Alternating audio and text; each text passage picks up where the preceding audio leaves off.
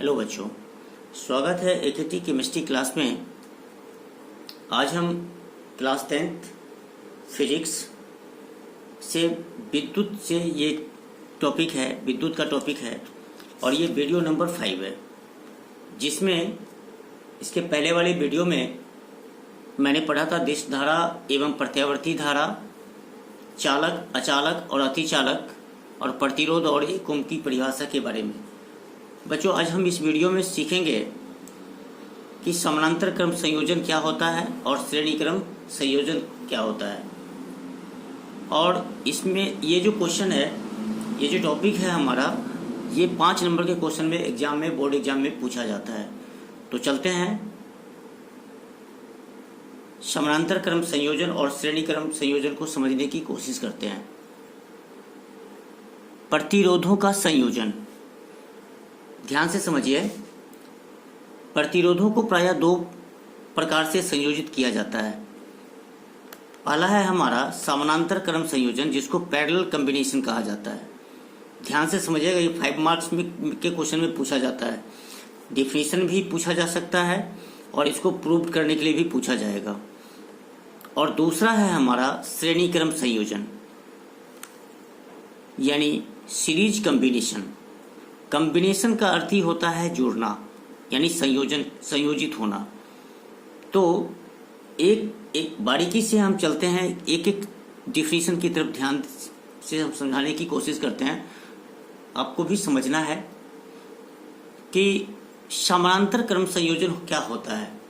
सबसे पहला जो डिफिनीशन है हमारा समानांतर क्रम संयोजन, देखिए, अनेक प्रतिरोधों को समानांतर क्रम संयोजन में जुड़ा हुआ तब कहा जाता है जब उन सभी प्रतिरोधों का बायां छोर, यानी लेफ्ट साइड वाला छोर, एक बिंदु पर तथा दायां छोर दूसरे बिंदु पर संयोजित होता है या रहता है, तथा उन सभी प्रतिरोधों से अलग अलग धारा प्रवाहित होती है।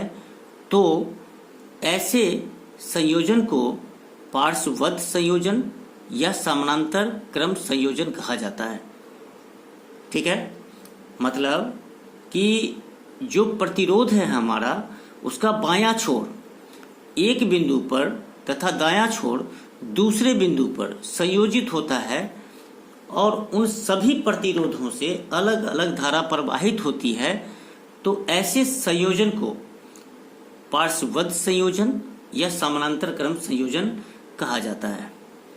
ये तो हो गई डिफिनीशन की बात, परिभाषा की बात।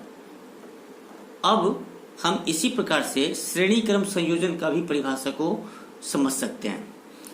श्रेणी क्रम संयोजन क्या है? जिसको हम बोलते हैं सीरीज कॉम्बिनेशन।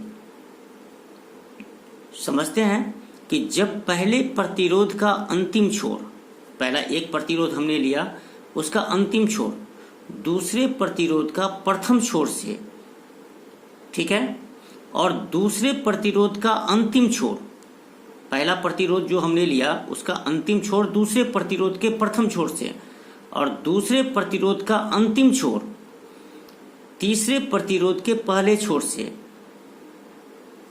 इत्यादि क्रम में जुड़ा रहता है तथा उन सभी प्रतिरोधों से एक समान विद्युत धारा प्रवाहित होती है, तभी हम उसको कह सकते हैं श्रेणी क्रम संयोजन।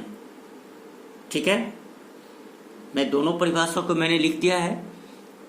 परिभाषा को पहले याद कर लेना है और उसके बाद हम इसके प्रूफ की तरफ हम बढ़ेंगे।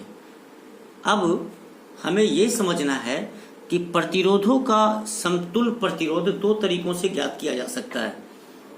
एक तो समानांतर क्रम संयोजन से और दूसरा श्रेणी क्रम संयोजन से। तो पहले हम चलते हैं कि श्रेणी क्रम संयोजन को पहले समझने की कोशिश करते हैं। ठीक है, श्रेणी क्रम संयोजन क्या है? मैंने पहले डिफिनीशन ऊपर लिख चुका हूं। श्रेणी क्रम संयोजन में ये सिद्ध करने के लिए कहता है कि R1, R2 तथा R3 प्रतिरोधों का समतुल्य प्रतिरोध ज्ञात करें। और इसी क्वेश्चन को दूसरे वाली में पूछा जा सकता है कि सिद्ध करें कि R बराबर R1 plus R2 plus R3। तो ध्यान से समझिए कि इसको प्रूव करने के लिए हमने क्या किया कि हमने यहाँ पे माना 3 प्रतिरोध को मैंने मान लेंगे हम पहले R1, R2 तथा R3 3 प्रतिरोध हैं।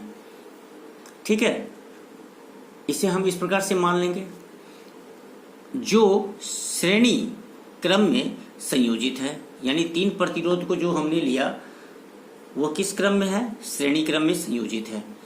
और इन सभी प्रतिरोधों से एक समान धारा I प्रवाहित होती है। तो बिंदु A, B, C तथा D से विभव का क्रम VA, VB, VC तथा VD है। तो ओम के नियम से प्राप्त सूत्र क्या मिलता है, V बराबर I इंटू R यानी IR, यानी V बराबर होता है IR के अनुसार। आगे बढ़ते हैं। अब देखिए कि R1 प्रतिरोध के बीच का विभवांतर क्या होगा, VA minus VB equal to IR1, यानी A से B तक का जो विभवांतर होगा वो क्या होगा, IR1। इनको मान लेंगे समीकरण 1। ठीक इसी प्रकार से R2 प्रतिरोध के बीच का विभवांतर क्या होगा, यानी B बिंदु से C बिंदु तक का जो विभव होगा वो क्या होगा, IR2। इसको मान लेंगे समीकरण 2। R3 प्रतिरोध के बीच के विभवांतर क्या होगा, यानी VC से VD क्या हो जाएगा, IR3। इसको मान लेंगे समीकरण 3।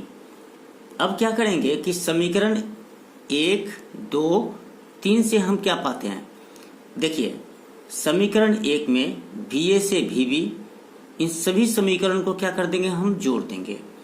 तो VA से VB, VB से VC और VC से VD, अर्थात IR1 plus IR2 plus IR3। मैंने इसी बात को यहाँ पर लिखा है, VA से VB प्लस VB से VC तथा VC से VD, इन दोनों को जोड़ दिया, तीनों को जोड़ दिया और यहाँ पे क्या कर दिया, इन सबों को जोड़ दिया।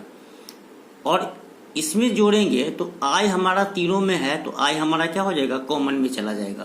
तो इसको लिखना अगर चाहते हैं तो एक स्टेप इसको और बढ़ा सकते हैं। यहाँ पर लिख सकते हैं कि IR, यहीं पर हम समझाते हैं, IR1 plus IR2 plus IR3। तो देख लीजिए कि ये तीनों समीकरण में I हमारा क्या है, कॉमन है। तो हमने यहाँ पर ही क्या कर दिया कि I को कॉमन कर लिया।